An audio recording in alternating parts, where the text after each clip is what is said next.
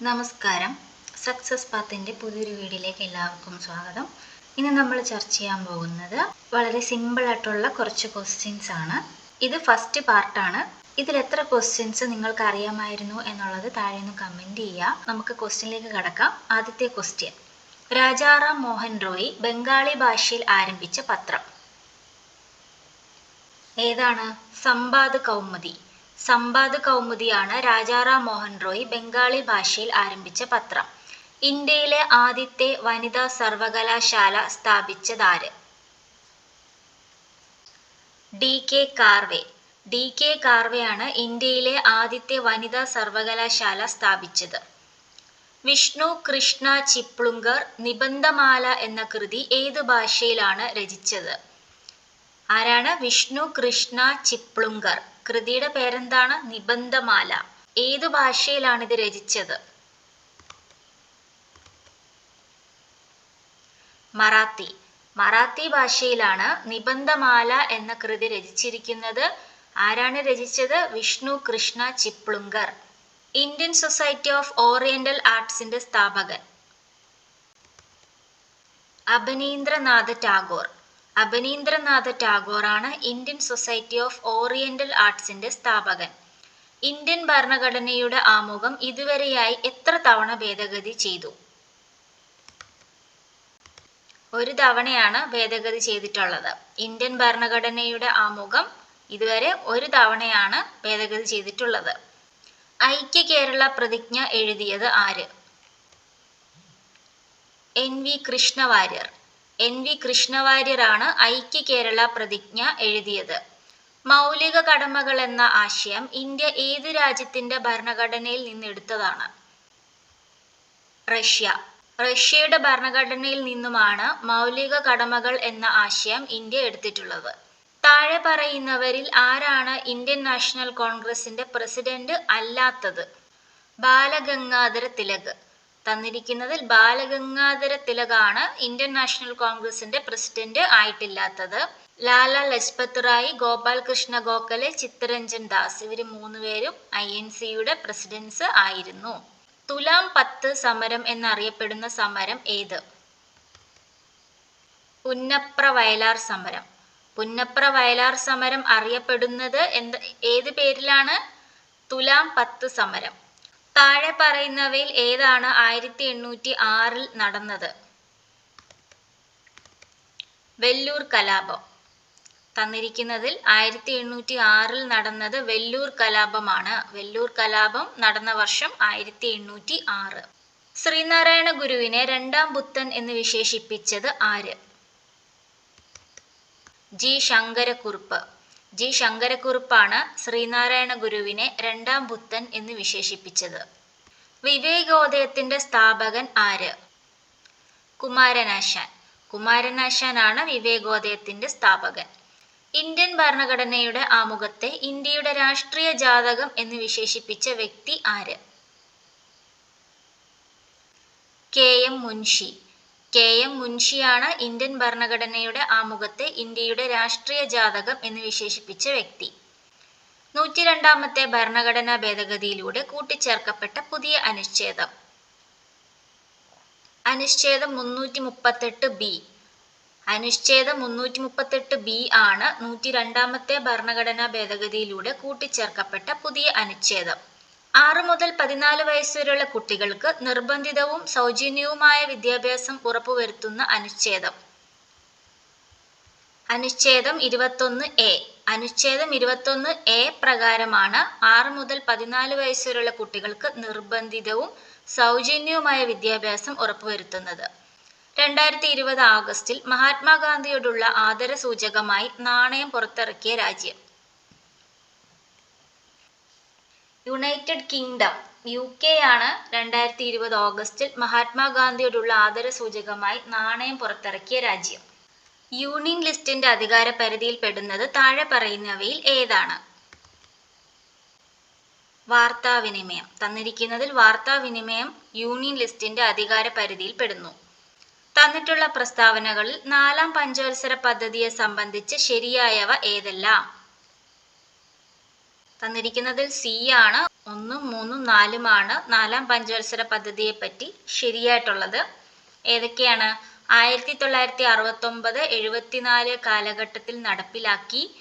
Gadgil model നടപ്പിലാക്കി. ഇന്ത്യയിലെ പ്രഥമ ബാങ്ക് ദേശസാൽക്കരണം ഈ കാലഘട്ടത്തിൽ നടപ്പിൽ വന്നു. ഒന്നും കൂടി നോക്കാം. 1969-74 കാലഘട്ടത്തിലാണ് നടപ്പിലാക്കിയത്. ഗാഡ്ഗിൽ മോഡൽ നടപ്പിലാക്കി.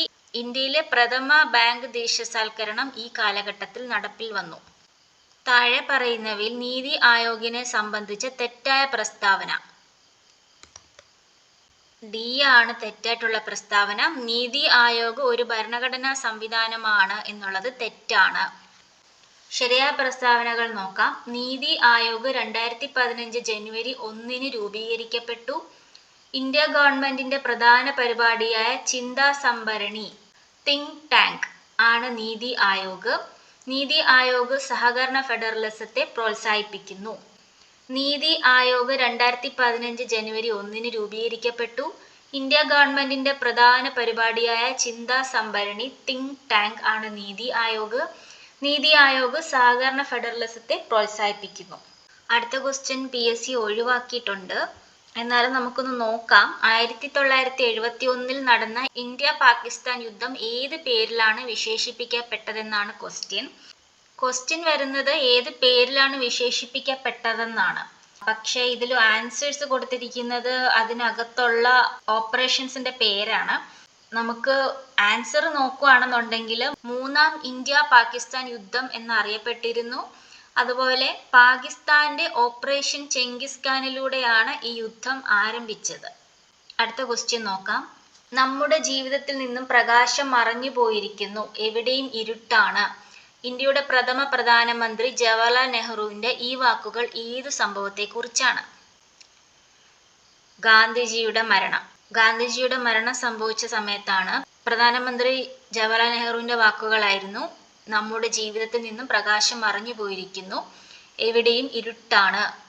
സ്വാതന്ത്ര്യാനന്തരം ഇന്ത്യൻ യൂണിയൻ രൂപീകൃതമായപ്പോൾ യൂണിയനിൽ ചേരാൻ വിസമ്മതിച്ച നാട്ടുരാജ്യങ്ങളിൽ പെടാത്തത് ഏത്? തന്നിരിക്കുന്നതിൽ മൈസൂരാണ്. സ്വാതന്ത്ര്യാനന്തരം ഇന്ത്യൻ യൂണിയൻ രൂപീകൃതമായപ്പോൾ മൈസൂര് വിസമ്മതിച്ച രാജ്യങ്ങളിൽ പെടാത്തതാണ്. അതായത് സമ്മതിച്ചിട്ടുണ്ട് മൈസൂര് യൂണിയനിൽ ചേരാൻ വേണ്ടിയിട്ട്. ഹൈദരാബാദ്, കാശ്മീർ, ജുനഗഡ് ഇവയൊക്കെ വിസമ്മതിച്ച രാജ്യങ്ങളിൽ ഉൾപ്പെടുന്നു. 2023 ഒക്ടോബറിൽ നടൻ മമ്മൂട്ടിയോടുള്ള ആദരസൂചകമായി അദ്ദേഹത്തിന്റെ മുഖമുള്ള 10,000 പേഴ്സണലൈസ്ഡ് സ്റ്റാമ്പുകൾ പ്രകാശനം ചെയ്ത രാജ്യം?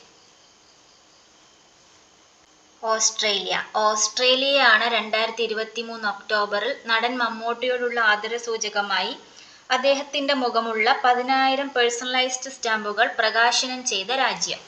ഇന്ത്യയിലെ ഏറ്റവും വലിയ ആഴക്കടൽ തുറമുഖം. ഇന്ത്യയിലെ ഏറ്റവും വലിയ ആഴക്കടൽ തുറമുഖം വിഴിഞ്ഞം തുറമുഖമാണ് ഇന്ത്യയിലെ ഏറ്റവും വലിയ ആഴക്കടൽ തുറമുഖം. തന്നിരിക്കുന്ന സംസ്ഥാനങ്ങളിൽ ഉത്തരപർവ്വത മേഖലയുടെ ഭാഗമല്ലാത്ത സംസ്ഥാനങ്ങൾ ഏതെല്ലാമാണ്? 3ഉം 5ഉം മാത്രമാണ്. തന്നിരിക്കുന്നതിൽ ഗുജറാത്തും മധ്യപ്രദേശുമാണ് ഉത്തരപർവ്വത മേഖലയുടെ ഭാഗമല്ലാത്ത സംസ്ഥാനങ്ങൾ. ത്രിപുര, ഉത്തരാഖണ്ഡ്, സിക്കിം ഇത് ഉത്തരപർവ്വത മേഖലയുടെ ഭാഗമായിട്ട് വരുന്ന സംസ്ഥാനങ്ങളാണ്. താഴെ തന്നിരിക്കുന്ന പ്രസ്താവനകളിൽ ആരവല്ലി പർവ്വതവുമായി ബന്ധമില്ലാത്തത് കണ്ടെത്തുക. തന്നിരിക്കുന്നതിൽ ഡി ആണ്. ഡൂൺ താഴ്വരകൾ സ്ഥിതി ചെയ്യുന്നത് ഈ പർവ്വത നിരകളിലാണ് എന്നുള്ളത് തെറ്റായ പ്രസ്താവനയാണ്. ആരവല്ലി പർവ്വതവുമായി ബന്ധമുള്ള പ്രസ്താവനകൾ ഏതൊക്കെയാണ്? ഇത് ഇന്ത്യയിലെ ഏറ്റവും പഴക്കമുള്ള പർവ്വതനിരയാണ്. ഈ പർവ്വതനിരയുടെ ഭാഗമാണ് മൗണ്ട് അബു. ഈ പർവ്വതനിരയിലെ ഏറ്റവും ഉയർന്ന കൊടുമുടിയാണ് ഗുരു ശിഖർ. ഒന്നും കൂടി നോക്കാം. ഇന്ത്യയിലെ ഏറ്റവും പഴക്കമുള്ള പർവ്വതനിരയാണ് മൗണ്ട് അബു. ഇതിന്റെ ഭാഗമാണ്. ഏറ്റവും ഉയർന്ന കൊടുമുടിയാണ് ഗുരു ശിഖർ. ഇന്ത്യയുടെ പടിഞ്ഞാറൻ തീരത്തിൽ ഉൾപ്പെടാത്ത തീരസമതലം കണ്ടെത്തുക. വടക്കൻ സിർക്കാസ് തീരം. ഇന്ത്യയുടെ പടിഞ്ഞാറൻ തീരത്തിൽ ഉൾപ്പെടാത്ത തീരസമതലമാണ് വടക്കൻ സിർക്കാസ് തീരം. താഴെ തന്നിരിക്കുന്നവയിൽ നിന്ന് ശരിയായ ജോഡി കണ്ടെത്തുക. ബി ആണ്. ഉപദ്വീപീയ പീഠഭൂമി ഛോട്ടാ നാഗ്പൂർ. ഉപദ്വീപീയ പീഠഭൂമിയിലാണ് ഛോട്ടാ നാഗ്പൂർ. 4 ഇന്ത്യൻ സംസ്ഥാനങ്ങളെ വലിപ്പത്തിനനുസരിച്ച് ക്രമീകരിച്ചിരിക്കുന്നു. ശരിയായ ക്രമീകരണം കണ്ടെത്തുക. രാജസ്ഥാൻ, മധ്യപ്രദേശ്, മഹാരാഷ്ട്ര, ഉത്തർപ്രദേശ്. എ ആണ് correct. Rajasthan, Madhya Pradesh, Maharashtra, Uttar Pradesh. Antonio Guterres ഇപ്പോൾ വാർത്തകളിൽ ഇടം നേടുന്ന വ്യക്തിയാണ്. ആരാണ് ഇദ്ദേഹം? UN സെക്രട്ടറി ജനറൽ ആണ് അന്റോണിയോ ഗുട്ടറസ്. അന്റോണിയോ ഗുട്ടറസ് ആരാണ്? UN സെക്രട്ടറി ജനറൽ, ഐക്യരാഷ്ട്രസഭയുടെ സെക്രട്ടറി ജനറൽ ആണ്. ഛത്തീസ്ഗഡ് ഭൂപേഷ് ബാഗേൽ. തെറ്റാണ്. ഛത്തീസ്ഗഡിലെ മുഖ്യമന്ത്രി ഭൂപേഷ് ബാഗേൽ അല്ല. പുതുതായി അധികാരമേറ്റ സംസ്ഥാന മുഖ്യമന്ത്രിമാരുടെ പേരും അവരുടെ സംസ്ഥാനങ്ങളും നൽകിയിരിക്കുന്നു. തെറ്റായത് കണ്ടെത്തുക. വിഷ്ണു ദിയോ സായി ആണ് ഛത്തീസ്ഗഡിലെ മുഖ്യമന്ത്രി. ഇനി നമുക്ക് ശരിയായിട്ടുള്ളവ നോക്കാം. രാജസ്ഥാനിലെ മുഖ്യമന്ത്രി ഭജൻലാൽ ശർമ്മയാണ്. രാജസ്ഥാനിലെ മുഖ്യമന്ത്രി ഭജൻലാൽ ശർമ്മ. തെലങ്കാനയിലെ മുഖ്യമന്ത്രി രേവന്ത് റെഡ്ഡിയാണ്. തെലങ്കാനയിലെ മുഖ്യമന്ത്രി ആരാണ്? രേവന്ത് റെഡ്ഡി. മധ്യപ്രദേശിലെ മുഖ്യമന്ത്രി മോഹൻ യാദവ് ആണ്. മോഹൻ യാദവ് ആണ് മധ്യപ്രദേശിലെ മുഖ്യമന്ത്രി. ഈ അടുത്ത കാലത്ത് വിനോദസഞ്ചാരം പ്രോത്സാഹിപ്പിക്കുവാൻ ഇന്ത്യ ഉൾപ്പെടെ 33 രാജ്യങ്ങൾക്ക് വിസ ഇളവ് അനുവദിച്ച രാജ്യം ഏതാണ്? ഇറാനാണ്. ഇറാനാണ് ഈ അടുത്ത കാലത്ത് വിനോദസഞ്ചാരം പ്രോത്സാഹിപ്പിക്കുവാൻ ഇന്ത്യ ഉൾപ്പെടെ 33 രാജ്യങ്ങൾക്ക് വിസ ഇളവ് അനുവദിച്ച രാജ്യം. 2024 ലോക്സഭാ തെരഞ്ഞെടുപ്പിനൊപ്പം നിയമസഭാ തെരഞ്ഞെടുപ്പ് നടക്കുന്ന സംസ്ഥാനങ്ങൾ ഏതെല്ലാമാണ്? തന്നിരിക്കുന്നതിൽ ഒഡീഷയും ആന്ധ്രാപ്രദേശുമാണ് 2024 ലോക്സഭാ തെരഞ്ഞെടുപ്പിനൊപ്പം നിയമസഭാ തെരഞ്ഞെടുപ്പ് നടക്കുന്ന സംസ്ഥാനങ്ങൾ. ചുവടെ നൽകിയിരിക്കുന്ന ജില്ലകളിൽ കർണാടകയുമായി അതിർത്തി പങ്കിടുന്ന കേരളത്തിലെ ജില്ലകൾ കണ്ടെത്തുക. തന്നിരിക്കുന്നതിൽ 1ഉം 2ഉമാണ് കണ്ണൂരും കാസർഗോഡും. കേരളത്തിലെ മൊത്തം താലൂക്കുകളുടെ എണ്ണം എത്രയാണ്? തന്നിരിക്കുന്നതിൽ 78 ആണ്. 78 താലൂക്കുകളാണ് കേരളത്തിലുള്ളത്. കേരളത്തിലെ മൊത്തം താലൂക്കുകളുടെ എണ്ണം 78. തന്നിരിക്കുന്നതിൽ കൂട്ടത്തിൽ ചേരാത്തത് കണ്ടെത്തുക. അഷ്ടമുടിക്കായലാണ് കൂട്ടത്തിൽ ചേരാത്തത്. ഈ ക്വസ്റ്റ്യനിൽ എന്തുകൊണ്ടാണ് അഷ്ടമുടിക്കായൽ കൂട്ടത്തിൽ ചേരാത്തത്, എന്തുകൊണ്ട് വ്യത്യാസപ്പെട്ടിരിക്കുന്നു എന്നുള്ളത് അറിയാവുന്നവരൊന്ന് കമൻറ്റ് ചെയ്യുക. അടുത്ത പാർട്ടിൽ നമ്മൾ ഇതിനെപ്പറ്റി പറയുന്നതായിരിക്കും. പെരിയാർ നദിയുമായി ബന്ധമില്ലാത്ത പ്രസ്താവനകൾ കണ്ടെത്തുക. ഈ നദി വിശാലമായ ഡെൽറ്റ സമതലം സൃഷ്ടിക്കുന്നു എന്നുള്ളതാണ് ബന്ധമില്ലാത്ത പ്രസ്താവന. പെരിയാർ നദിയുമായിട്ട് ബന്ധപ്പെട്ട പ്രസ്താവനകൾ ഏതൊക്കെയാണ്? ഈ നദി പശ്ചിമഘട്ടത്തിൽ നിന്ന് ഉത്ഭവിക്കുന്നു. എറണാകുളം ജില്ലയിൽ വെച്ചാണ് ഈ നദി അറബിക്കടലുമായി ചേരുന്നത്. ഇടമലയാർ അണക്കെട്ട് ഈ നദിയുമായി ബന്ധപ്പെട്ടിരിക്കുന്നു. ഒന്നും കൂടി നോക്കാം. പശ്ചിമഘട്ടത്തിൽ നിന്നുമാണ് പെരിയാർ നദി ഉത്ഭവിക്കുന്നത്. എറണാകുളം ജില്ലയിൽ വെച്ചിട്ടാണ് അറബിക്കടലുമായി ചേരുന്നത്. ഇടമലയാർ അണക്കെട്ട് ഈ നദിയിൽ സ്ഥിതി ചെയ്യുന്നതാണ്. തന്നിരിക്കുന്ന ജലവൈദ്യുത പദ്ധതികളിൽ ചേരാത്ത ജോഡി കണ്ടെത്തുക. ഷോളയാർ പാലക്കാട്. ചേരാത്ത ജോഡിയാണ് ഷോളയാർ പാലക്കാട്. പള്ളിവാസൽ ജലവൈദ്യുത പദ്ധതി സ്ഥിതി ചെയ്യുന്നത് ഇടുക്കിയിലാണ്. കുറ്റ്യാടി ജലവൈദ്യുത പദ്ധതി കോഴിക്കോടാണ്. കല്ലട ജലവൈദ്യുത പദ്ധതി കൊല്ലത്താണ്. ഷോളയാർ ജലവൈദ്യുത പദ്ധതി എവിടെയാണ് വരുന്നത്? തൃശ്ശൂരാണ് വരുന്നത്.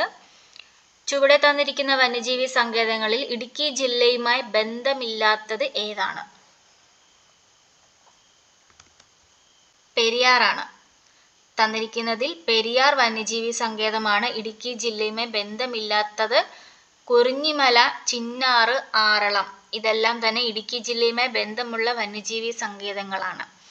വരയാടുകളെ പ്രധാനമായും കാണുന്ന ദേശീയോദ്യാനം ഏതാണ്?